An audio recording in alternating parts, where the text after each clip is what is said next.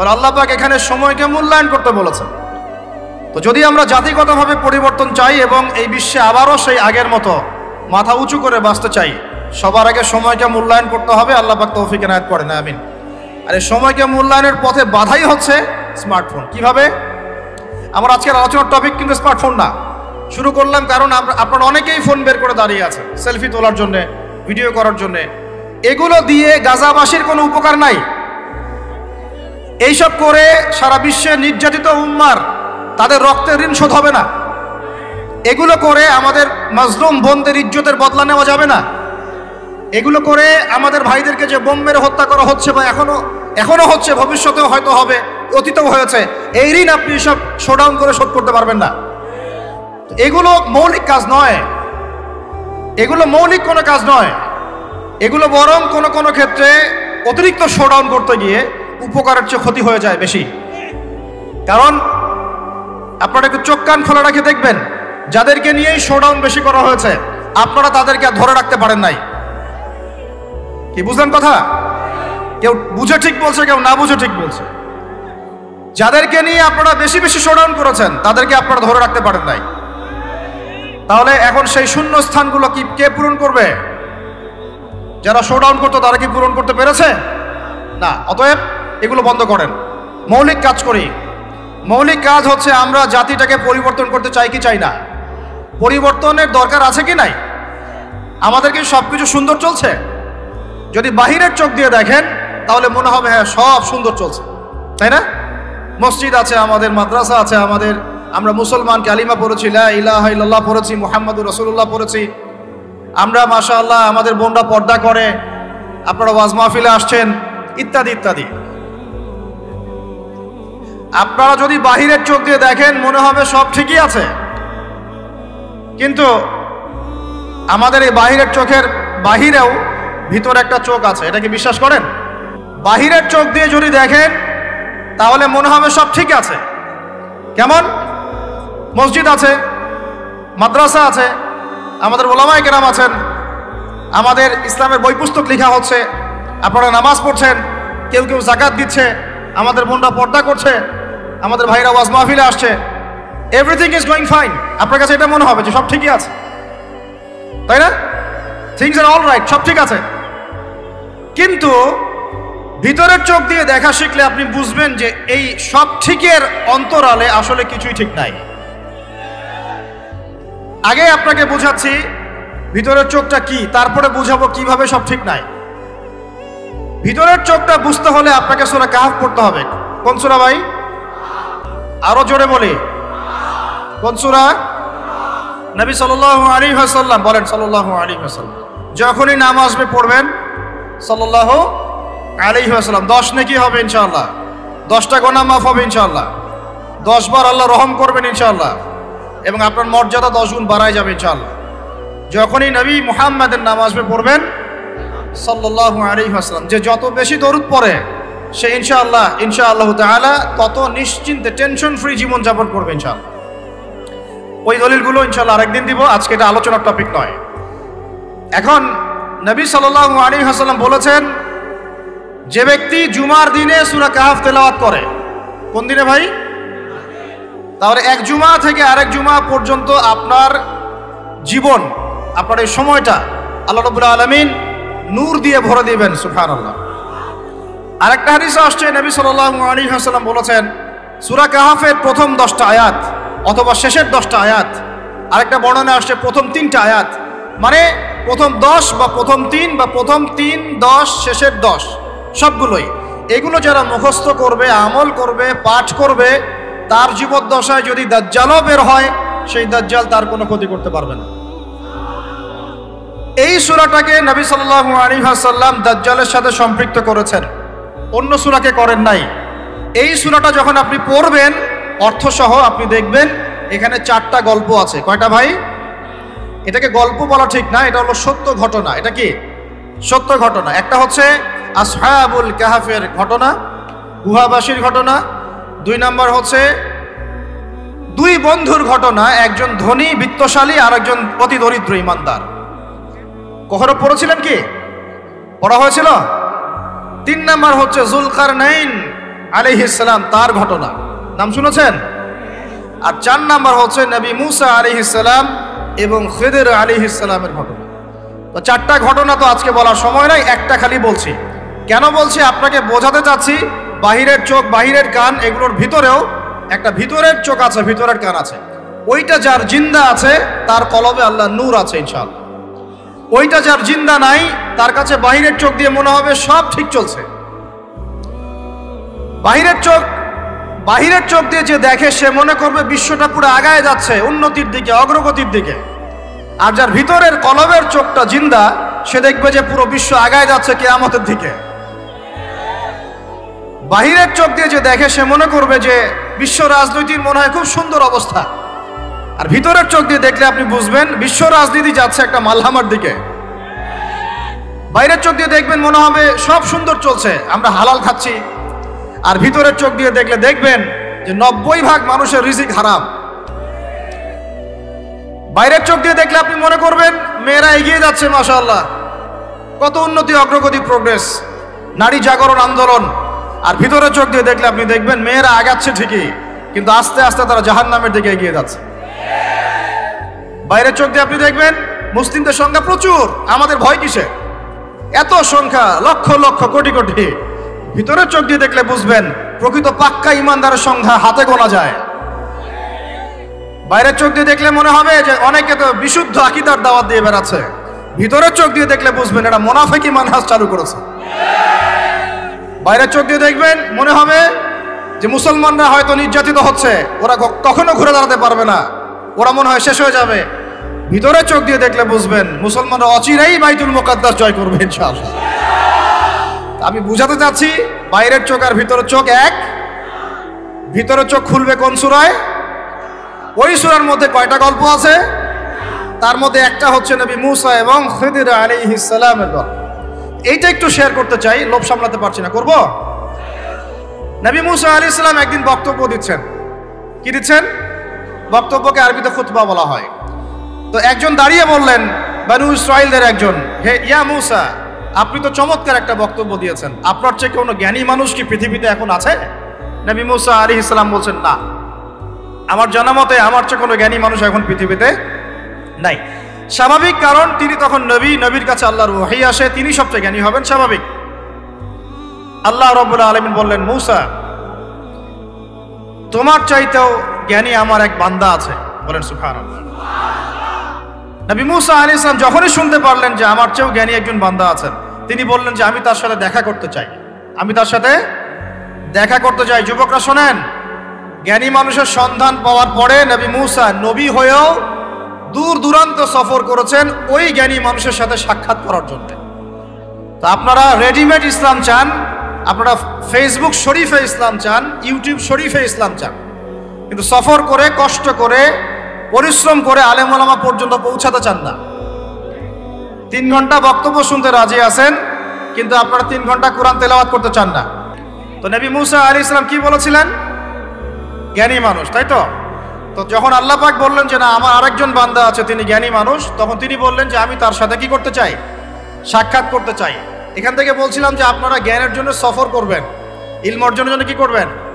সফর করবেন, আলেমদের কাছে যাবেন, তাদের বাসায় যাবেন, সাক্ষাৎ করবেন, মাদ্রাসায় যাবেন, সোহবত নিবেন। সবসময় রেডিমেড জ্ঞান নিতে আসবেন না।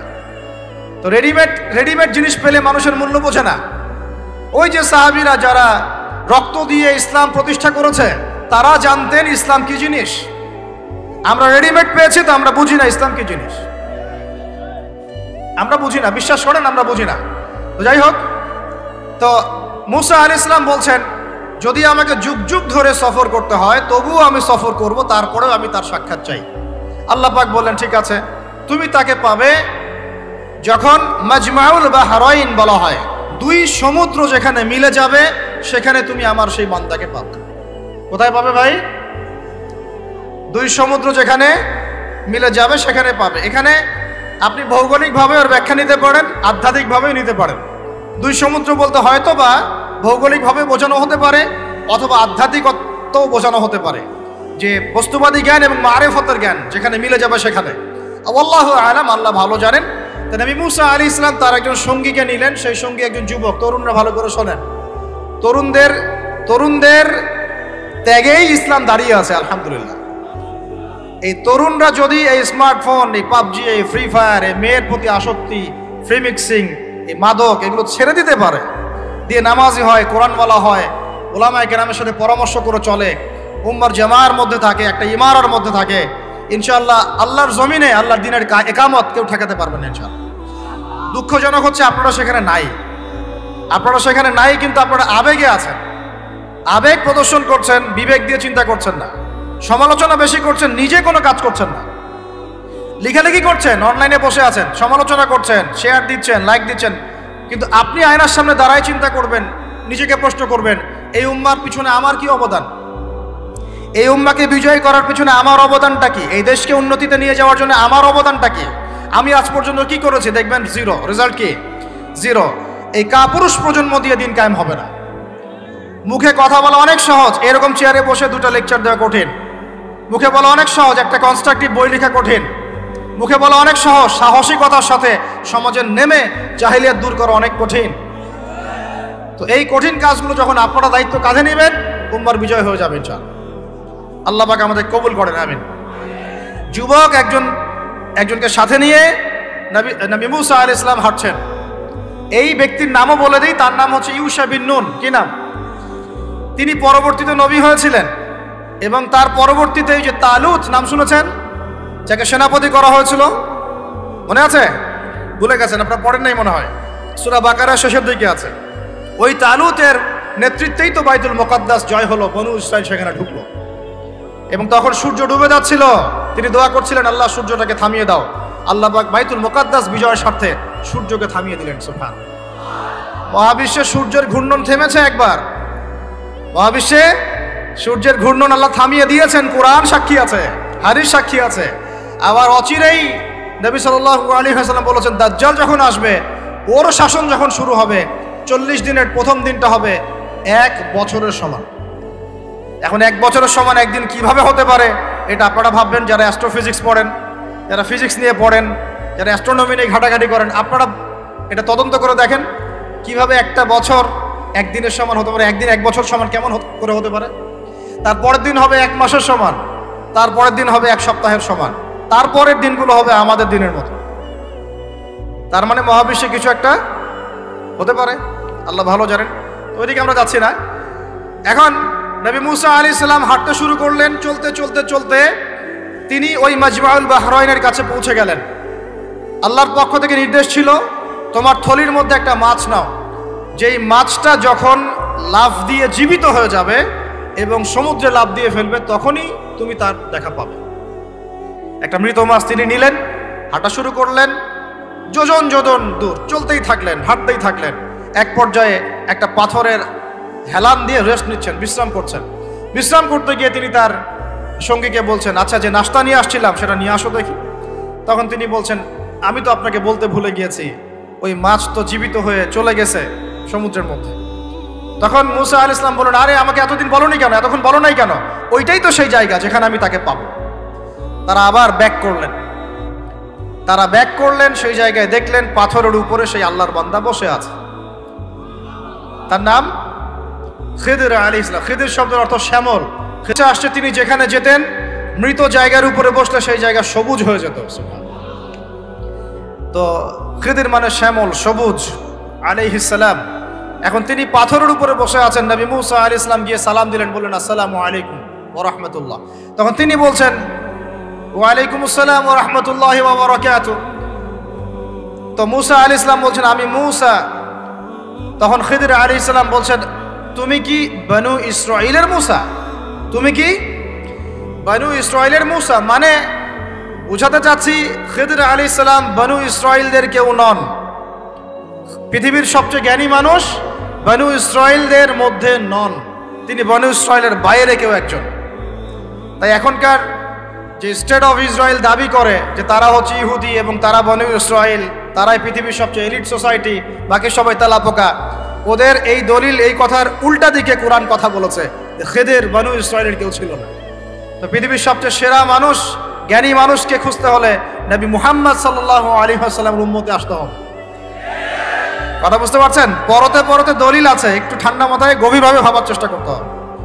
তো এখন খিদির আলাইহিস সালামকে নবী মুসা আলাইহিস সালাম বলছেন যে হাল আদুল্লুকা আলা আন তুআল্লিমানি মিম্মা উল্লিমতা রুশদা, আমি শুনেছি আল্লাহ আমাকে বলেছেন যে আপনি পৃথিবীর সবচেয়ে জ্ঞানী মানুষ, তাহলে আমি কি আপনার সাথে সঙ্গী হতে পারি, সফর করতে পারি, যে আপনাকে আল্লাহ পাক যে জ্ঞান শিক্ষা দিয়েছেন আপনি আমাকেও শেখাবেন?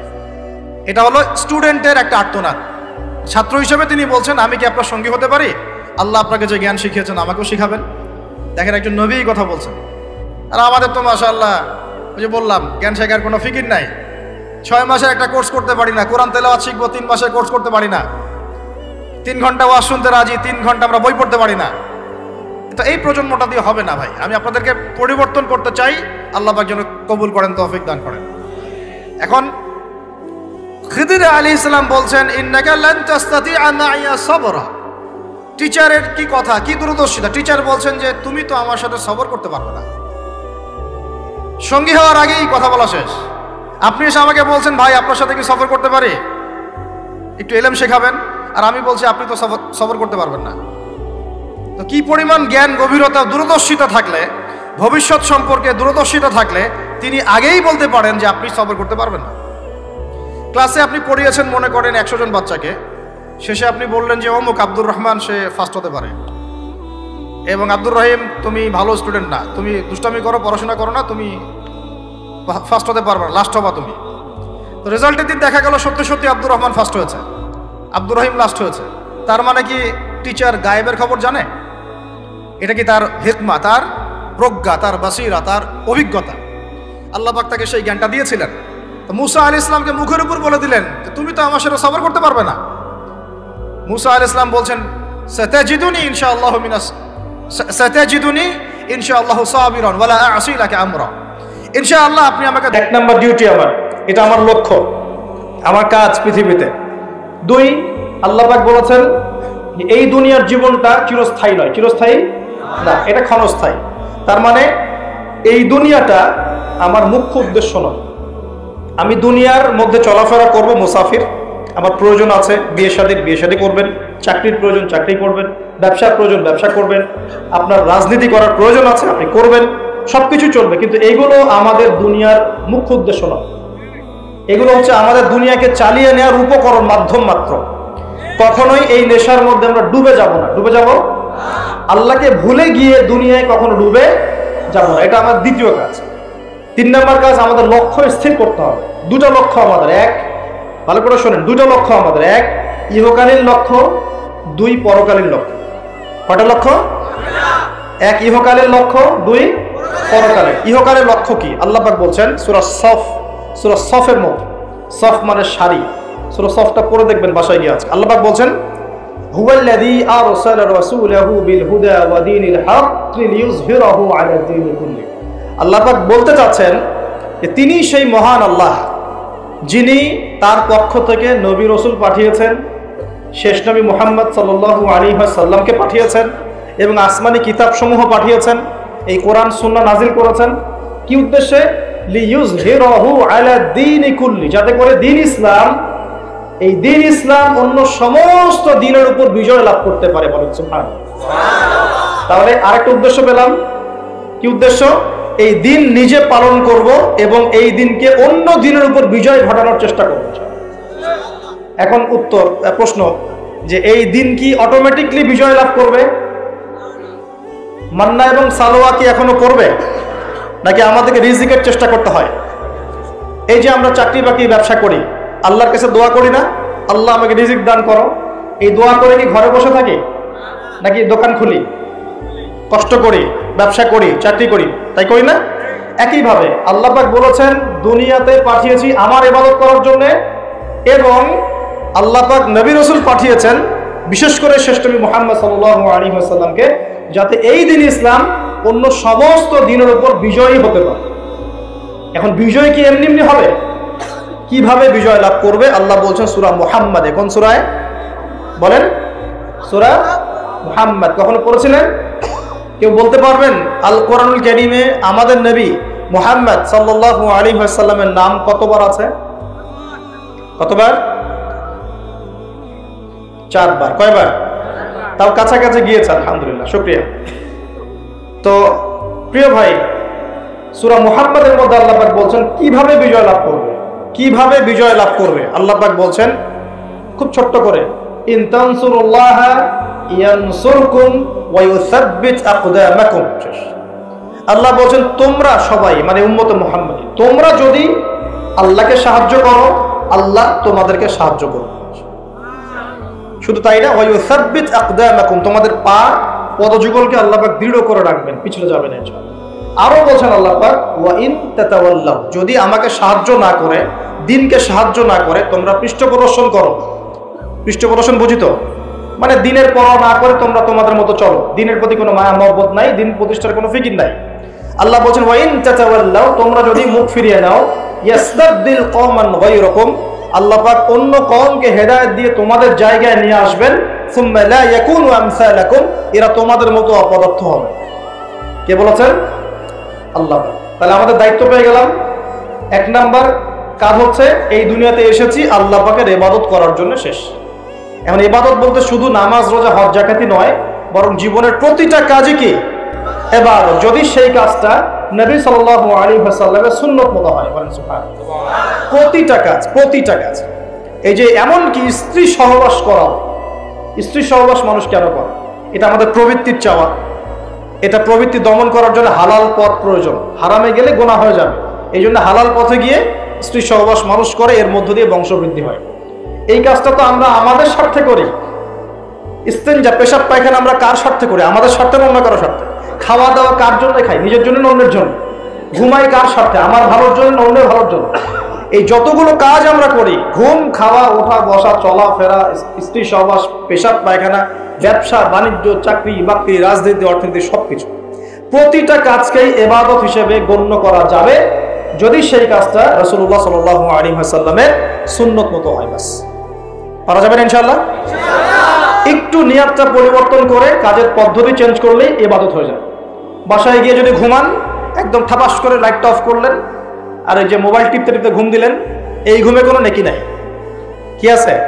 কোনো নেকি নাই, কিন্তু খালি রেস্ট নেওয়া হবে। আর রেস্ট নেওয়া, ওই ঘুমের মধ্যেই শয়তান এসে চেপে ধরবে, ধরে না? চেপে ধরবে। আর যদি বিছানাটা সুন্দর করে ঝাড়েন, বিসমিল্লাহ বলে লাইটটা অফ করেন, দরজাটা বিসমিল্লাহ বলে বন্ধ করেন, এই যে আপনার খোলা যে পাত্রগুলো আছে, পানি খাওয়ার পাত্র, জগ, গ্লাস, এগুলোকে বিসমিল্লাহ বলে ঢেকে দেন। ঢাকা কিচ্ছু না পেলে একটা কাঠি অন্তত বিসমিল্লাহ বলে রেখে দিতে হয়, একটা কাঠি অন্তত বিসমিল্লাহ বলে রেখে দিতে হয়। তারপরে আপনি মশারি খাটাচ্ছেন, বিছানা ঝাড়ু দিচ্ছেন, পারলে একটু ওযু করে আসলেন, এসে পড়লেন একবার সূরা ইখলাস, একবার ফালাক, একবার নাস, মানে কুল হুয়াল্লাহু আহাদ, কুল আউযু বিরাব্বিল ফালাক, কুল আউযু বিরাব্বিন নাস পড়ে ফু দিয়ে এভাবে মাথাটাকে মাসাহ করলেন একদম গায়ের নিচ পর্যন্ত। এই কাজটা আরো একবার করলেন, আরো একবার করলেন, মানে 3 বার করলেন। এরপর আয়াতুল কুরসি পড়লেন, সূরা বাকারার শেষের 2টা বা 3টা আয়াত পড়লেন, যদি সম্ভব হয় সূরা মুলকটা পড়লেন। ওটা পাচ্ছেন না? ঠিক আছে, 33 বার সুবহানাল্লাহ, 33 বার আলহামদুলিল্লাহ, 34 বার আল্লাহু আকবার পড়লেন। পরে ডান দিকে কাত হলেন, হাতটাকে গালের নিচে রাখলেন, রেখে বললেন আল্লাহুম্মা বিইসমিকা আমুতু ওয়া আহইয়া। কি বললেন? আল্লাহুম্মা বিইসমিকা আমুতু ওয়া আহইয়া। আচ্ছা, কিচ্ছু পারেন না, এত কিছুই পারলেন না, শুধু ডান দিকে কাত হয়ে এখানে গালের নিচে হাত রেখে বললেন আল্লাহুম্মা বিইসমিকা আমুতু ওয়া আহইয়া। এখন আপনি 4 ঘন্টা, 4.5 ঘন্টা, 5 ঘন্টা, 6 ঘন্টা ঘুমালেন। এই যে সময়টুকু ঘুমিয়ে আছেন, আপনি বিশ্বাস করেন এই ঘুমানোর কারণে আপনার আমলনামায় নেকি লেখা হবে। ঠিক এভাবেই জীবনের প্রত্যেকটা কাজকে ইবাদতে পরিণত করা সম্ভব যদি আমরা একটা সূত্র মেনে চলি। সূত্র হচ্ছে 2টা। কয়টা? 2টা। এক, সেই কাজটা হবে আল্লাহর সন্তুষ্টির জন্য। কার জন্য? আল্লাহর সন্তুষ্টির জন্য। আর 2, সেই কাজটা হতে হবে আমাদের প্রিয় নবী মুহাম্মদুর রাসূলুল্লাহ সাল্লাল্লাহু আলাইহি ওয়াসাল্লামের তরিকা বা সুন্নত মোতাবেক। ব্যাস, শেষ। এভাবে আপনি জীবনের যে কোনো কাজ ইবাদত বানাতে পারেন। ইবাদত, ঘুম থেকে উঠেছেন, ইস্তেঞ্জা করতে যাবেন, বাথরুমে ঢুকলেন, গান গাওয়া শুরু করলেন, সাদা সাদা কালা কালা, হ্যাঁ, গান গায় মানুষ এখন বাথরুমে। মাঝে মাঝে আমরা সফর করি, একটা বাথরুমে ঢুকে দেখি পাশের বাথরুম থেকে গান আসছে। এরকম হয়নি কখনো? ফেস করেন না? আচ্ছা, তো কোনো নেকি নাই, নেকি আছে? উল্টা শয়তান ধরবে ওখানে। কি ধরবে? জিন শয়তান ধরবে? কারণ জিন শয়তান ওখানে থাকে, কিন্তু দুষ্ট জিন কোথায় থাকে?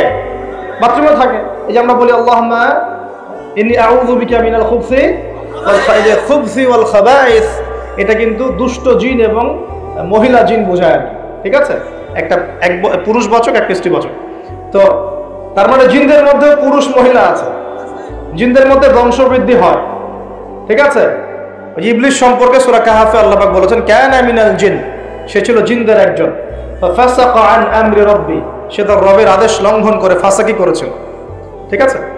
তো ওদের মধ্যে বংশবৃদ্ধি হয়। এখন বাথরুমে গিয়ে যদি এগুলো না করে বাম পা দিয়ে ঢোকেন, ঢোকার সময় বলেন বিসমিল্লাহ আল্লাহুম্মা ইন্নী আউযু বিকা মিনাল খুবসি ওয়াল খাবাইস, বসলেন, এবং বাম পায়ে যে পায়ে আমি ব্যথা বলছি, বাম পায়ে ভর দিয়ে বসতে হয়। কোন পায়ে? আচ্ছা, এখন ইংলিশ টয়লেটের মধ্যে এখন বসেন বাম পায়ে ভর দিয়ে, কেমন করে বসবেন বলেন? আমি বলি, কিছু মনে করেন না, আমি বলি কি, আমরা প্রত্যেক দিন নামাজে বলি, সবাই বলি, ইমাম মুক্তাদি সবাই বলি গায়রিল মাগদুবি আলাইহিম ওয়ালাদ-দাল্লিন। মনে আছে? এখানে নবীজিকে প্রশ্ন করা হচ্ছে, ইয়া রাসূলুল্লাহ, মাগদুব কারা, দল্লিন কারা? আমরা যে বলি নামাজে আল্লাহ আমাকে মাগদুবের পথ থেকে বাঁচাও, দল্লিনের পথ থেকে বাঁচাও, ইহদিনাস সিরাতাল মুস্তাকিম, সরল পথ দেখাও। তো ইয়া রাসূলুল্লাহ সাল্লাল্লাহু আলাইহি ওয়াসাল্লাম, এই মাগদুব কারা আর দল্লিন কারা? নবীজি বলছেন, এক বাক্যে বলছেন, শোনো, আল মাগদুব হচ্ছে হুমুল ইহুদি, তারা হচ্ছে ইহুদি জাতি। কারা? ইহুদিরা কোথায় আছে এখন? হ্যাঁ, নামটা মনে থাকবে তো? আচ্ছা, ও কিন্তু এখন শক্তিশালী, আর ওরাই কিন্তু দাজ্জালকে অনুসরণ করবে, এটা মাথায় রাখেন। আচ্ছা, আর অনেকদিন বলছি দাজ্জাল বিশ্ব শাসন করবে, মানে কি? বিশ্বের প্রত্যেকটা ডিপার্টমেন্ট শাসন করবে, বিশ্বের প্রত্যেকটা department, politics, economics, finance, world affairs, আপনার মিডিয়া, প্রযুক্তি এবং অস্ত্রশস্ত্র, সবকিছু ওর নগদর্পণ থাকবে, সবকিছু। না হলে সে বিশ্ব শাসন করতে পারবে না, সম্ভব না। কেউ যদি বিশ্বের অর্থনীতি নিয়ন্ত্রণ করতে না পারে, সে কি বিশ্ব শাসন করতে পারবে? এই শ্রীলঙ্কা কি বিশ্ব শাসন করতে পারবে? পাকিস্তান পারবে? পাকিস্তান কয়দিন পর দেউলিয়া হয়ে যাবে। পাকিস্তান কয়দিন পর কি হবে? দেউলিয়া হয়ে যাবে। হ্যাঁ, ওদেরকে দেখে যদি আমরা শিক্ষা না নেই, তাহলে আমাদের কপালও খারাপ হয়ে আছে। ওইটা বললাম, ওদেরকে দেখে যদি আমরা শিক্ষা না নেই, তাহলে আমাদের খরিও তো খারাপ আছে। আল্লাহ হেফাজত করুন, বলি আমিন। তো যেটা বলছিলাম, বিশ্ব শাসন করতে হলে বিশ্বের সব ডিপার্টমেন্ট শাসন করতে হবে, কি হবে না? হবে। এখন আমরা সূরা ফাতিহায় পড়ি গায়রিল মাগদুবি আলাইহিম, আল্লাহ তুমি আমাদেরকে ইহুদিদের পথ থেকে বাঁচাও, ওয়ালাদ-দাল্লিন, দাল্লিন মানে নবীজি বলছেন হুমুন নাসারা, তারা হলো ওই নাসারা বা খ্রিস্টান জাতি যারা বলে যে আল্লাহর সন্তান আছে। ধৈর্যশীল ভাবেন, এবং আমি আপনার কাজে কোনো বিঘ্ন সৃষ্টি করব না। তখন তিনি বলছেন, ঠিক আছে, যদি তুমি আমার সাথে যেতেই চাও, তাহলে ফালা তাসআলনি আন শাই, আমার সাথে চলতে গেলে কোনো প্রশ্ন করা যাবে না। কেমন টিচার!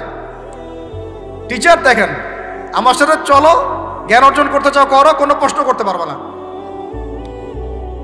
একটা হাদিসেও আসছে, একটা কম ধ্বংস হয় যখন নবীদেরকে অতিরিক্ত প্রশ্ন করে, এটা কেন, ওইটা কেন, ওইটা কেন। বেশি প্রশ্ন করতে হয় না, অতিরিক্ত প্রশ্ন করতে হয় না। তো যাই হোক, সফর শুরু হলো। ফানতালাকা, তারা হাঁটা শুরু করলেন। হাত্তা ইযা রাকিবা ফিস সাফিনাতি খারাকাহা, চলতে চলতে একটা নদী আসলো। তো এই নদীর পার হয়ে আরেক জায়গায় যেতে হবে, কিন্তু এটা পার হওয়ার জন্য তাদের কাছে অর্থ নাই। এক নৌকার মাঝি, সে বিনামূল্যে এটাকে পার করার জন্য প্রস্তাব দিল, ঠিক আছে বিনামূল্যে পার করে দিব। সেই নৌকায় করে তারা যখন যাচ্ছেন, যেতে যেতে তীরে পৌঁছার আগেই সেই নৌকার তলদেশটা খিদির আলাইহিস সালাম ফুটা করে দিলেন। নেন, এখন কি কাজটা দেখে কি ভালো মনে হচ্ছে না খারাপ? আমি আপনার গাড়িতে করে ধরেন যাচ্ছি, গাড়িটা যখন আপনি আমার বাসা পর্যন্ত পৌঁছে দিবেন, তার আগে নামলাম, নাইমা আপনার টায়ার চারটা পাস্ট করে দিলাম, আপনি আমাকে কি বলবেন? কিছু বলবেন না, ফেসবুকে গিয়ে স্ট্যাটাস দিবেন, অথবা লাইভে আসতে পারেন, তাই না? এই আর কি। তো নবী মুসা আলাইহিস সালাম রিঅ্যাক্ট করলেন যে লাকাদ জি'তা শাইআন ইমরা, আপনি তো একটা অন্যায় কাজ করলেন মনে হচ্ছে। এটা কেন করলেন? যারা আমাদেরকে বিনামূল্যে বিনা পারিশ্রমিকে পার করে দিল, আপনি ওই নৌকা ফুটা করে ফেললেন। তখন খিদির আলাইহিস সালাম বললেন যে আমি তো তোমাকে বলেছি, আলা মা কুল্লাক, আমি কি তোমাকে বলি নাই ইন্নাকা লান তাসতাতিআ মাইয়া সাবরা, তুমি আমার সাথে সবর করতে পারবে না?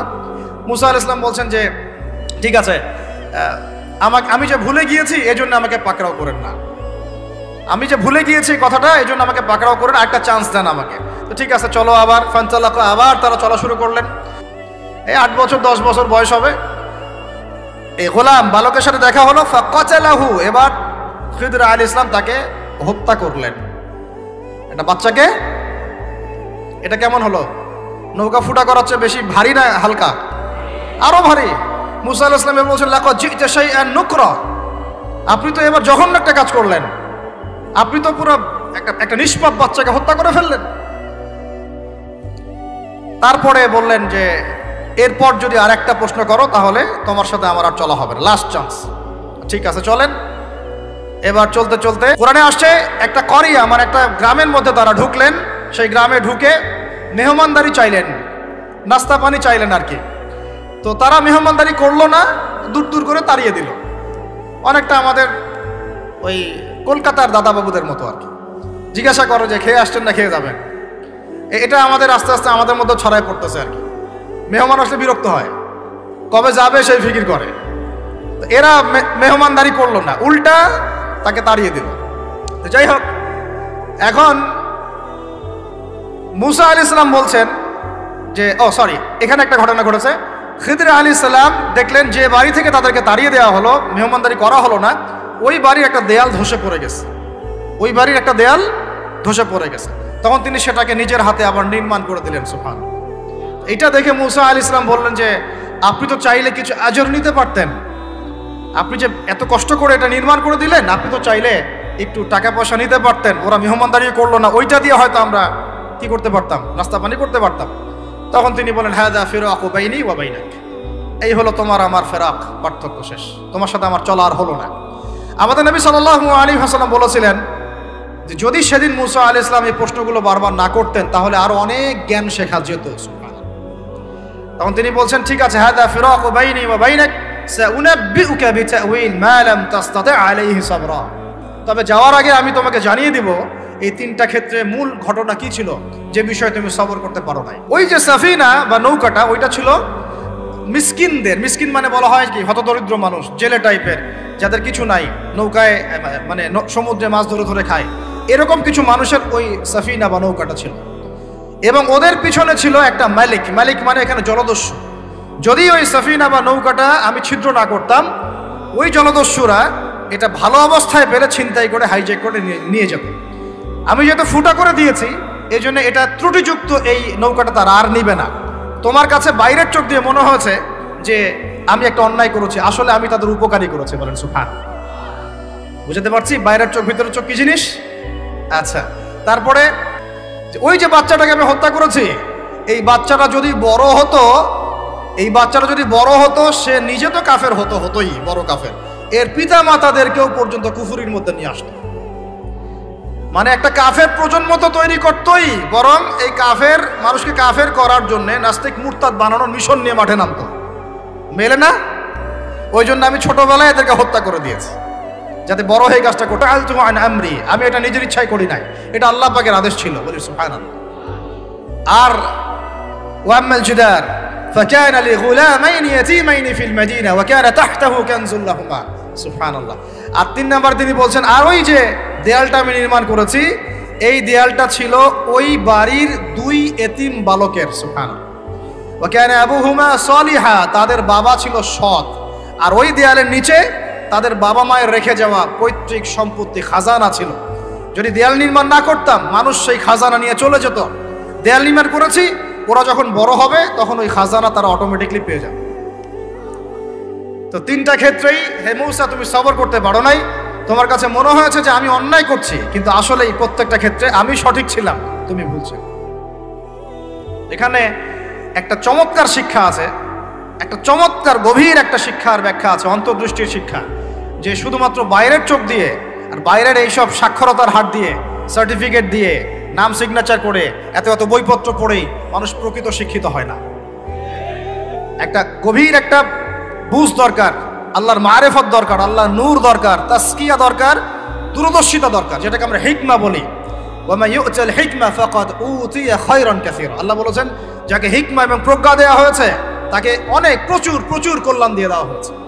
এখানে দেখেন একজন নবী হয়েও তিনি বুঝতে পারেন নাই এই তিনটা ঘটনার পিছনের কারণ কি, অথচ খিদির আলাইহিস সালামকে আল্লাহ পাক এমন জ্ঞান দিয়েছিলেন যে এই জ্ঞান দিয়ে তিনি ব্যাখ্যা করলেন যে পিছনের কারণ কি ছিল। এখন এই ঘটনাটা আপনার আমার জন্য শিক্ষাটা কি, এই যুগের সাথে কি সম্পর্ক? আমি বলেছি সূরা কাহাফ আপনাকে দাজ্জাল থেকে বাঁচাবে। আমি বলেছি সূরা কাহাফ সেই সূরা যা আপনার অন্তর্দৃষ্টি, ভিতরের চোখ খুলে দিবে, আপনার কলবে নূর নিয়ে আসবে। আপনি এমন কিছু দেখবেন, বুঝবেন, শুনবেন যা সবাই বুঝতে পারছে না, সবাই শুনতে পারছে না, সবাই দেখতে পারছে না। এখন বাইরের চোখ দিয়ে আপনি দেখছেন পুরো বিশ্বে মুসলমানদের, কোটি কোটি মুসলমান, একদম 60টা 70টা 100টা রাষ্ট্র, কত মিলিটারি বাহিনী, কত আমাদের প্রযুক্তি, কত পুলিশ, কত র্যাব, কত আমাদের পলিটিশিয়ান দিয়ে ভর্তি। আদতে ভিতরের চোখ দিয়ে দেখলে আপনি দেখবেন পুরো বিশ্বের এই লক্ষ কোটি মুসলমান আজকে জাতিসংঘের হাতে বন্দী হয়ে গেছে। ও যদি বলে ডানে যাও, মুসলমানরা ডানে যায়, যদি বলে বামে যাও, মুসলমানরা বামে যায়, কিছুই করার নাই। এটা ভিতরের চোখ দিয়ে আমরা দেখছি, ভিতরের চোখ দিয়ে। এটাকে ফর্ম করা হয়েছে দ্বিতীয় বিশ্বযুদ্ধের পরে 1945 সালের দিক থেকে। এটার এজেন্ডাই ছিল একটা, যে পুরো বিশ্বের কাফেরদেরকে ঐক্যবদ্ধ করা এবং সারা বিশ্বের মুসলিমদেরকে নির্যাতন করা। প্রত্যেকটা জায়গায় মুসলিমরা যেখানে নির্যাতিত হয়েছে এর পিছনে এদের একদম স্পষ্ট ভূমিকা ছিল। এখন পর্যন্ত যদি আগামীকাল আপনি শোনেন যে গাজার মধ্যে 1000 শিশুকে হত্যা করা হয়েছে, তবুও এরা ঐক্যবদ্ধভাবে মাজলুমদের পক্ষে কোনো অবস্থান নিবে না। এরা বরং ওই জালেমদের পক্ষে অবস্থান নেবে এবং বলবে আমরা আমাদের বন্ধুদের সাথে আছি। এটা হচ্ছে আসল চরিত্র, যেটা আপনি বাইরের চোখ দিয়ে বুঝতে পারছেন না, কিন্তু আপনি খিদির হলে বুঝতে পারতেন আসল ঘটনা কি। আমার কথা কি বুঝতে পারছেন? তাহলে এটা বাইরের চোখ দিয়ে দেখলে আপনি বিশ্ব রাজনীতিতে বুঝবেন যা হচ্ছে এগুলো মুসলমানদের কল্যাণের স্বার্থে হচ্ছে না, বরং আমাদের স্বার্থকে জলাঞ্জলি দিয়ে ওরা ওদের স্বার্থ প্রতিষ্ঠা করছে। আল্লাহ পাক এই জালেমদের থেকে আমাদেরকে হেফাজত করেন। এইটা হচ্ছে মূল তাগুতি শক্তি, পুরো বিশ্বের মূল তাগুত, মূল কুফর, মূল শিরকের গোড়াই হচ্ছে এটা। বিশ্বাস করেন ইমামুল মাহদী যখন আসবেন এবং ঈসা ইবনে মারইয়াম যখন আসবেন, ইনশাআল্লাহু তাআলা এই গোড়ার তাগুতি শক্তির কোনো অস্তিত্ব এই পৃথিবীতে থাকবে না ইনশাআল্লাহ। আমরা এটাও জানি 80টা পতাকা একত্রিত হবে। কতটা? 80টা পতাকা একত্রিত হয়ে মুসলমানদের বিরুদ্ধে তারা যুদ্ধ করবে। ইতিহাসের ছাত্র কেউ থাকলে আমার সামনে দাঁড়ায় বলেন তো, যে এই পুরো বিশ্বের ইতিহাসে কোনোদিনও 80টা ফ্ল্যাগ একত্রিত হয়ে মুসলমানদের বিরুদ্ধে লড়েছে? হয়েছে এই ঘটনা কখনো? তার মানে হয় বর্তমানে হবে অথবা ভবিষ্যতে হবে। আর আপনাকে যদি জিজ্ঞাসা করি এটা কাদের দ্বারা সম্ভব, পুরো বিশ্বের 80টা ফ্ল্যাগকে একত্রিত করা কাদের দ্বারা সম্ভব? আপনার বিচক্ষণতা থাকলে, খিদির যদি আপনি হয়ে থাকেন, আপনি বুঝতে পারবেন কাদের দ্বারা সম্ভব। এখন এটা হলো জিওপলিটিক্যাল অবস্থা। তবে ওইখানে যে ওদের মধ্যে সবাই এক তা নয়, ওদের মধ্যেও দুটো ভাগ আছে। এক শ্রেণীর নাসারা আছে যারা মুসলমানদের কাছাকাছি থাকবে, যারা দেখবেন মুসলমানদের পক্ষে অবস্থান নেবে। আর এক শ্রেণীর নাসারা থাকবে যারা মুসলমানদের সরাসরি শত্রুতা করবে। এই বিষয়ে আল্লাহ পাক সূরা মাইদার মধ্যে স্পষ্ট বলেছেন, ইয়া আইয়ুহাল্লাযীনা আমানু, হে মুমিনগণ, লা তাত্তাখিযুল ইয়াহুদা ওয়ান নাসারা আউলিয়া, তোমরা ইহুদি এবং নাসারাদেরকে বন্ধুরূপে গ্রহণ করো না। কে বলেছেন? কে বলেছেন? এখন আপনি কি আল্লাহর দিকে তেরে আসবেন? আপনি কি আল্লাহর সামনে আল্লাহর দিকে তেরে আসবেন? হ্যাঁ, আল্লাহ আপনি কেন এই কথা বললেন, আপনি কেন অসাম্প্রদায়িক কথা বললেন, এমন কথা বলবেন? আল্লাহ বলছেন সূরা মাইদা আয়াত নাম্বার 51-তে, কত নাম্বার? আল্লাহ বলছেন, ইয়া আইয়ুহাল্লাযীনা আমানু, হে মুমিনগণ, তোমরা যদি মুমিন হয়ে থাকো, লা তাত্তাখিযুল ইয়াহুদা ওয়ান নাসারা আউলিয়া, ইহুদি এবং নাসারাদেরকে বন্ধুরূপে গ্রহণ করো না। এখন কি আল্লাহ পাক সব ইহুদিকেই বলছেন, সব ইহুদি সব নাসারাকেই বলছেন, সব খ্রিস্টানকে বলছেন? উত্তর না। কাদেরকে বলছেন? বা'দুহুম আউলিয়াউ বা'দ, ইহুদি নাসারার মধ্যে যারা একে অপরের বন্ধু, ইহুদি নাসারাদের মধ্যে যারা একে অপরের বন্ধু, আল্লাহ পাক তাদেরকে আমাদেরকে বন্ধুরূপে গ্রহণ করতে নিষেধ করেছেন। কেন? আল্লাহ পাক বলেছেন, ওয়া মান ইয়াতাওয়াল্লাহুম মিনকুম ফাইন্নাহু মিনহুম, তোমাদের মধ্যে কেউ যদি ওদের দিকে চলে যায়, ওদের দিকে মুখ ফিরায়, ওদের সাথে বন্ধুত্ব করে, অ্যালায়েন্স করে, তাহলে সে এই উম্মার কেউ না, সে তাদের অন্তর্ভুক্ত হয়ে যাবে। নাউযুবিল্লাহ। এখন আপনি বলেন তো, সারা বিশ্বের ইহুদি এবং খ্রিস্টানরা কি একসাথে আছে? না, ওদের মধ্যে কিন্তু বিভক্তি আছে, আছে না? ওদের মধ্যে বিভক্তি আছে। খেয়াল করে দেখেন, এই ইস্যুগুলোতেও সব খ্রিস্টান কিন্তু একসাথে ইহুদিদের পক্ষ নেয় নাই। ভালো করে খেয়াল করে দেখবেন, বোঝার চেষ্টা করবেন, ওয়ার্ল্ড অ্যাফেয়ার্স বুঝবেন। ওদের মধ্যে ডিভাইডেশন আছে। আল্লাহ পাক বলছেন সব ইহুদি সব খ্রিস্টান খারাপ এমন নয়, তাদের মধ্যেও ভালো মানুষ আছে।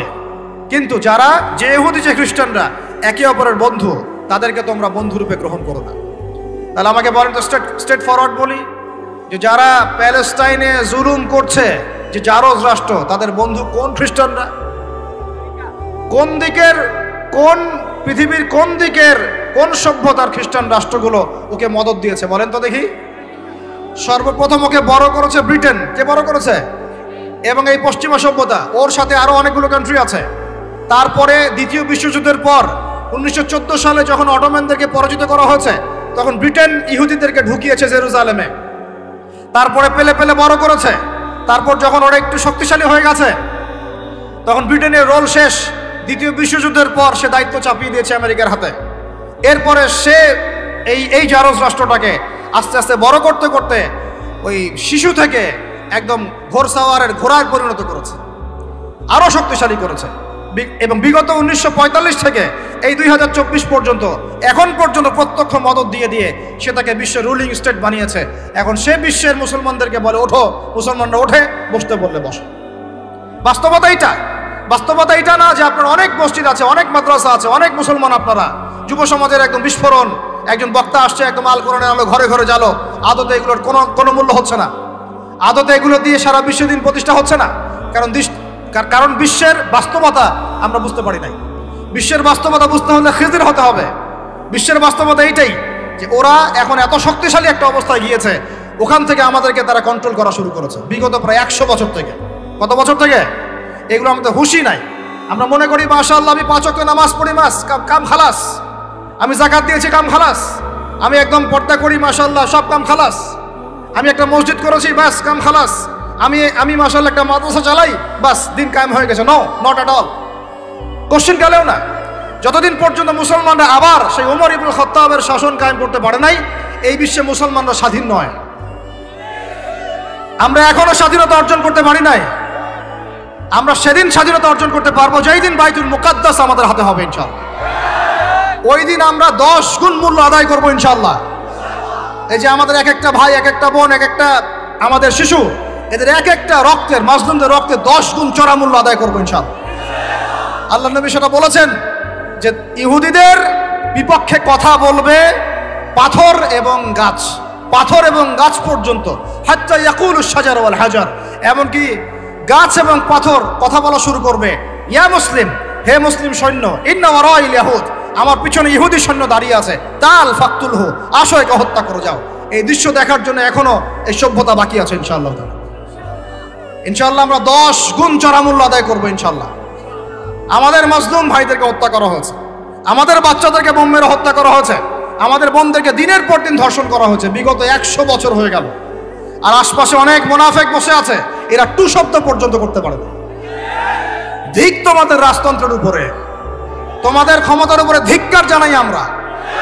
যেই ক্ষমতা নিয়ে তোমরা ইহুদিদের বিরুদ্ধে দাঁড়াতে পারো না, এই ক্ষমতার উপর আমরা ধিক্কার জানাই। ওর চেয়ে ওই মাজলুম ভাইরা অনেক ভালো, যারা ওই গুটি কয়েক লাঠিসোঁটা নিয়ে এদের প্রতিবাদ করেছে। ইনশাআল্লাহ এই প্রতিবাদ কিয়ামত পর্যন্ত থাকবে ইনশাআল্লাহ। আর আমাদের সরকার যদি আমাদেরকে সুযোগ করে দেয়, ইনশাআল্লাহ আমরা সেখানে শরীক হব ইনশাআল্লাহ। আমরা তো আর বিচ্ছিন্নভাবে শরীক হতে পারবো না। আমরা একটা জাতি গঠন করব। আমরা তো রাষ্ট্রের বাইরে না, আমরা সরকারের বাইরে না, আমরা বিদ্রোহী না, আমরা সরকারের বিরুদ্ধে কোনো অবস্থান নেই না। আমরা দাবি জানাবো যদি আমাদের প্রত্যেক সদস্যকে, মানে আমাদের এই যে আমাদের দেশের যারা প্রশাসনে আছেন, আমজনতার মধ্যে আছেন, যাদের মধ্যে জিহাদের জাজবা আছে, যারা ইহুদিদের সাথে জিহাদ করতে চায়, এই মানুষগুলোকে আপনারা প্রশিক্ষিত করেন, করে গাজায় পাঠান ইনশাআল্লাহ।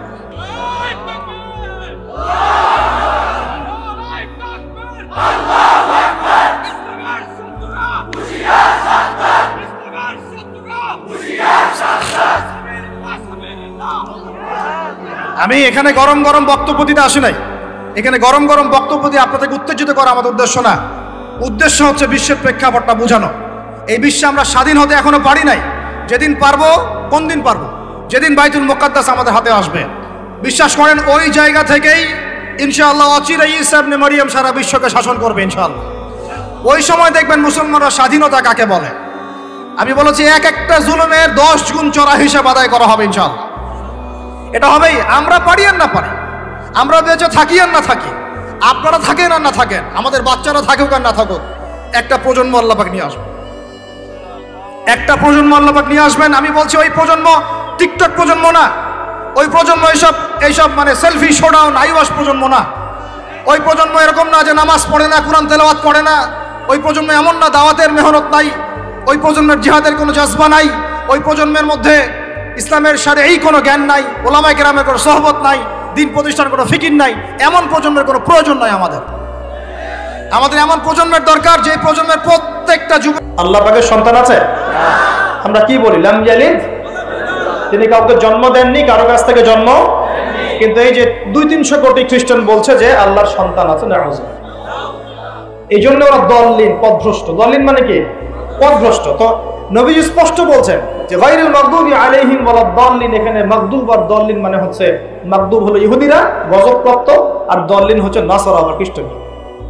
এখন আপনার সাথে আমার কথা, আপনাদের সাথে আমার কথা, আমাদের পলিটিক্স থেকে শুরু করে বাথরুমের কমোড পর্যন্ত, ঠিক আছে, আইন কানুন থেকে শুরু করে আমাদের চেহারা সুরত পর্যন্ত, আমাদের পোশাক পরিচ্ছদ থেকে শুরু করে অর্থনীতি, পরিবার, সবকিছু, এই সবকিছু ওই দুই জাতির অনুসরণে গড়ে উঠেছে। এটাই সবচেয়ে বড় আফসোসের কথা, আমার সবচেয়ে বড় আফসোস। বাথরুমটাও নিজের মতো করতে পারলাম না, ঠিক আছে। এই যে দেখবেন কমোডে কি বাম পায়ে ভর দিয়ে বসা যাবে? আচ্ছা, ওইখানে কাপড় কি পবিত্র রাখা যাবে? কিভাবে ইউজ করে আমি এখনো বুঝি না, কেমন করে ইউজ করে, ঠিক আছে। আরো নতুন পদ্ধতি আসছে, এটা শুনলে আরো হাসবেন। বিভিন্ন জায়গায় যাওয়া হয়, আলহামদুলিল্লাহ, আল্লাহ বলেছেন সিরু ফিল আরদ, জমিনে বিচরণ করো, আল্লাহ বলেছেন কোরআনে সিরু ফিল আরদ, তোমরা জমিনে ঘুরে দেখো, ফানজুর কাইফা কানা আকিবাতুল মুকাদ্দিবিন, দেখো যে আল্লাহকে যারা মিথ্যা প্রতিপন্ন করেছে, আল্লাহর সাথে সীমা লঙ্ঘন করছে, ওদের কি পরিণতি হয়েছে। দেখলাম যে এখন ইংলিশ টয়লেটও গায়ে এখন দিয়ে রাখছে কিছু কিছু বাটি, কি দিয়ে রাখছে, ছোট ছোট টুকরা দিয়ে আছে প্লাস্টিকের এবং হ্যাঁ সিরামিক্সের মনে হয়।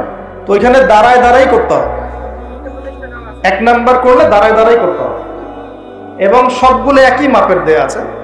এখন যদি ব্যক্তির কারো হাইট হয় 6 ফিট, কারো 5 ফিট, কারো 4 ফিট, কারো 2 ফিট, 3 ফিট, এই পার্থক্য কিভাবে সে মেকআপ করবে আল্লাহ ভালো জানে, এটা কেমন করে ম্যাচ করবে আল্লাহ ভালো জানে। কাউকে টুলের উপর দাঁড়াই করতে হবে, কাউকে নিচু হয়ে করতে হবে, মানে মাপ তো একই, আরো যে কি কি দেখতে হবে আল্লাহ ভালো জানে। তো প্রিয় ভাইরা, বাথরুম করতে গিয়ে যদি নবীর সুন্নাহ মতো করেন, এখান থেকে কথাগুলো আসছে, যদি বাম পা দিয়ে ঢোকেন, বা পায়ে ভর দিয়ে বসেন, দেখবেন ইস্তেঞ্জা করেও শান্তি পাচ্ছেন। নবীর প্রতিটা সুন্নত বৈজ্ঞানিক, যে সুন্নত আপনি পালন করবেন আপনি বৈজ্ঞানিক উপকারিতাও পাবেন ইনশাআল্লাহ। এই যে একটু আগে এক ভাই বলছিল আপনি তো খানি না হুজুর, 1 চামচ কি 1.5 চামচ ভাত খাচ্ছেন, খানি না। তাই আমি বললাম যে আমি কম খাওয়া হুজুর, কারণ নবী সাল্লাল্লাহু আলাইহি ওয়াসাল্লাম কি শিখিয়েছেন? তিনি বলেছেন আমরা যা খাই না, তিনি নবী হওয়ার পরে মনে হয় সেটাও খেতে পারেন না। বিশ্বাস করছেন না? এরকম 3-3টা মাসের চাপ চলে যেত যে নবী সাল্লাল্লাহু আলাইহি ওয়াসাল্লামের বাসায় চুলাও জ্বলে নাই। আর আমাদের তো একবেলা যদি না খাই তাহলে আল্লাহর উপর কত শেখায় আর কত অভিনয়। আর তারপর তিনি বলছেন একজন ব্যক্তির এতটুকু খাওয়াই যথেষ্ট যে কোমর মেরুদণ্ড সোজা করতে পারে, আল্লাহর ইবাদত করতে পারে। আর যদি তোমাদের খেতেই হয় তাহলে পেটটাকে 3 ভাগ করে খাবে। কয় ভাগ? 1 ভাগ খাবার রাখবে, 1 ভাগ পানি খাবে, আর 1 ভাগ এই শ্বাস প্রশ্বাস চলাচলের জন্য ফাঁকা রাখবে। কয়জন এর উপর আমল করে দেখাতে পারে? কতজন মানুষ আছে? আর যারা একদম গোগ্রাসে খায়, এদের ব্যাপারে কোরআনে এবং হাদিসে কিন্তু মারাত্মক কথা আছে। আল্লাহর নবী সাল্লাল্লাহু আলাইহি ওয়াসাল্লাম বলেছেন যে তোমরা খুব বেশি ঢেকুর তুলো না। কি করো না? একজন সাহাবী খুব ঢেকুর উঠাচ্ছে, সাহাবী না আসলে, উনি পাশ দিয়ে যাচ্ছিলেন, খাবার দাবার খেয়ে পাশ দিয়ে যাচ্ছিলেন।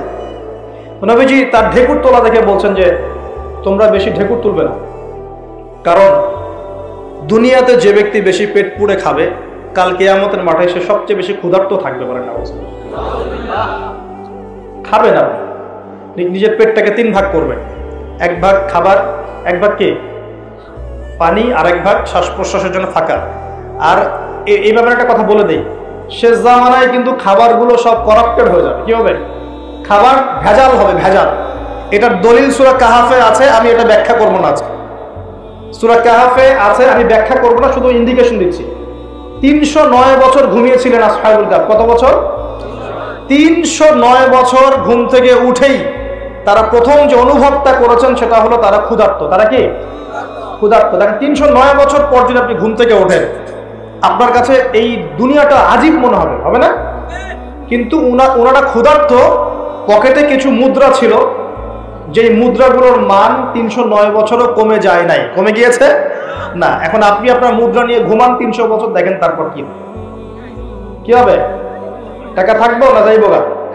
আচ্ছা, তারপরে শুনেন, এরপর উঠেই তারা বলছে ফালিয়ানজুর আইয়ুহা আজকা তুআমা, এই মুদ্রাগুলো দিয়ে বাজারে কাউকে পাঠাও, তোমাদের 9 জন 10 জনের মধ্যে একজনকে বাজারে পাঠাও। ফালিয়ানজুর, সে যেন বাজারে গিয়ে দেখে আইয়ুহা আজকা তুআমা, কোন খাবারটা পবিত্র খাবার, ফ্রেশ খাবার। ঘুম থেকে উঠেও ফ্রেশ খাবারের দিকে তাদের নজর কেন? আর এই সূরা আপনাকে দাজ্জালের ফিতনা থেকে বাঁচাবে কেন? আর দাজ্জালের যুগেই বা সব, দাজ্জালের শাসনের যুগে সব খাবারগুলো আস্তে আস্তে ম্যানুফ্যাকচার্ড এবং ভেজাল হচ্ছে কেন? এগুলোর মধ্যে মিল আছে না? তার মানে যত জামানা শেষের দিকে যেটা থাকবে, খাবারের ভেজাল তত বাড়তে থাকবে। এই সময় আপনাকে অবশ্যই ফ্রেশ খাবার খুঁজে খুঁজে বের করতে হবে। খাবার আগে মানুষ খেত, খাবারের মধ্যেই চিকিৎসা ছিল, তাই না? রোগের আরোগ্য ছিল। এখন সেই খাবার খেয়ে মানুষ অসুস্থ হয়ে যাচ্ছে। বুঝতে পারছেন না? খাবারের মধ্যে থাকে উপাদান, ভালো উপাদান, যে উপাদানগুলো পেটের ভিতরে গেলে, শরীরে গেলে শরীরটা সুস্থ হয়। এখন সেই খাবার খেয়েই মানুষ অসুস্থ হয়ে যাচ্ছে। এটা কোন হাদিসের সাথে মেলে জানেন? আনতালিদাল আমাতু রাব্বাতুহা, দাসী তার মনিবকে জন্ম দিবে। দাসী মনিবকে জন্ম দিবে মানে হচ্ছে সমাজের ন্যায় অন্যায়, হক বাতিল, সত্য মিথ্যার মানদণ্ড উল্টে যাবে।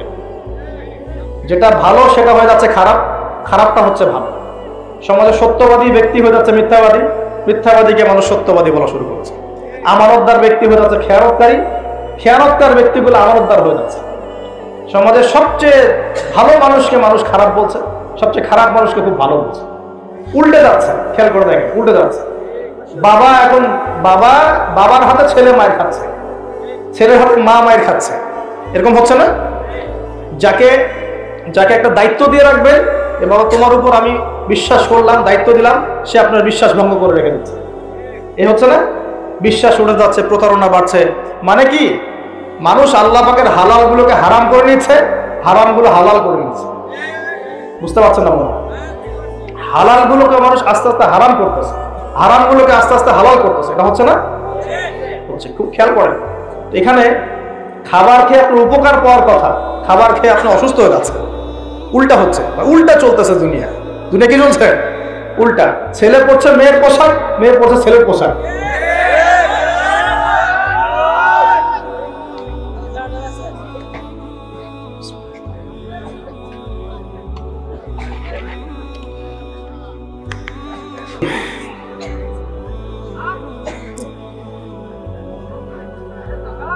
আল্লাহ পাকের শুকরিয়া আদায় করি, বলি আলহামদুলিল্লাহ।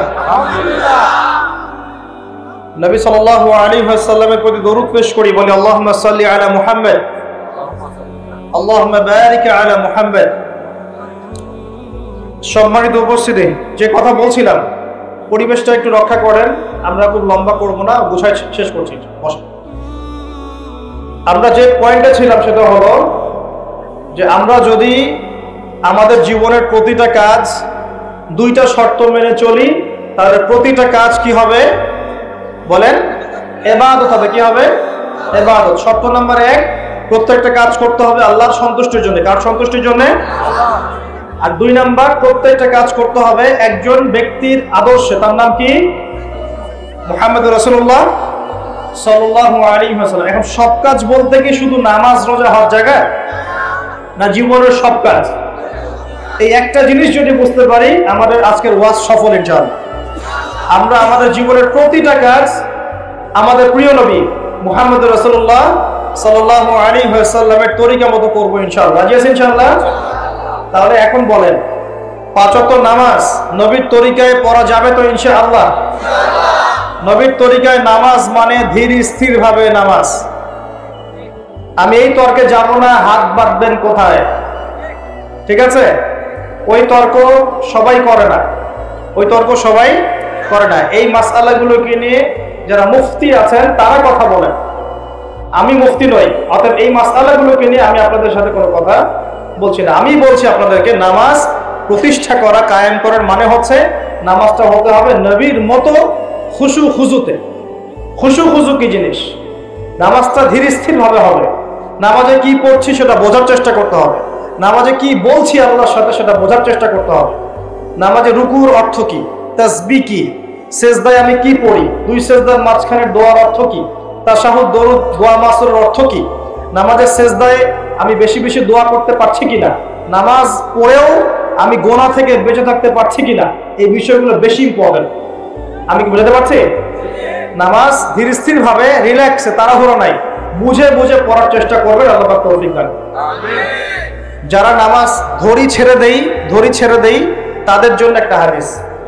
নবী সাল্লাল্লাহু আলাইহি ওয়াসাল্লাম বলেছেন, মান তারাকা সালাতান মুতাআম্মিদান ফাকাদ কাফার। মনে রাখবেন, নবীজি বলেছেন কেউ যদি তার উপরে অর্পিত ফরজ নামাজ ছেড়ে দেয়, নামাজ পড়াকে জরুরি মনে করে না, ফাকাদ কাফারা, সে ব্যক্তি কুফরি করলো। বলেন নাউজুবিল্লাহ। নামাজ কি ছাড়বো ভাই ইনশাআল্লাহ? আল্লাহ পাক আমাদের সবাইকে 5 ওয়াক্ত নামাজি বানিয়ে দেন, বলি আমি। রমজান মাস আসার আগেই নামাজের স্পিড আবার ধরতে হবে, পারবো ইনশাআল্লাহ? আল্লাহ আমাদের সবাইকে কবুল করুন, বলি আমিন। এবং রমজান মাসের সুস্থ